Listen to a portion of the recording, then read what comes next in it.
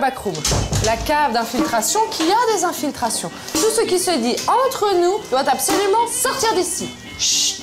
Ce week-end, on s'informe. Alors que les bureaux des plus grands quotidiens sont visités par les officines de l'État, qu'on traque les sources des journalistes et que chaque jour leur travail est remis en question, vous êtes nombreux à nous avoir écrit pour nous demander comment, ici, dans la backroom, on réussissait à faire jaillir autant de une, de scoops, d'exclusivités qui ont fait le tour du monde.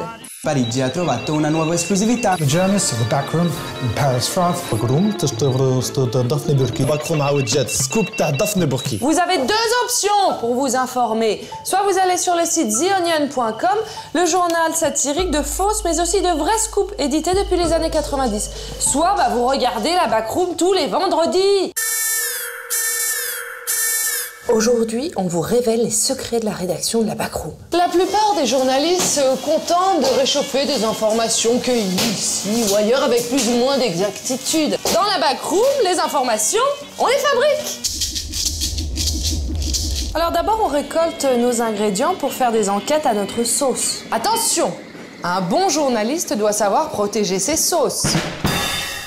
Ensuite, nous plaçons le plus naturellement du monde ces informations dans notre machine à dépêche. Tiens, en voici une toute fraîche. Dans la backroom, chaque information est disséquée, dépouillée, scrutée au moins 3 fois. Après vérification et avant sa publication, l'information doit être vérifiée par le censeur. Allô? Oui? Oui, ok. Oui. On n'a pas le droit de dire qu'il y a de la censure. Allô? Oui, non mais j'ai compris. On n'a pas le droit de dire qu'on n'a pas le droit de dire qu'il y a de la censure. Ok, j'ai compris!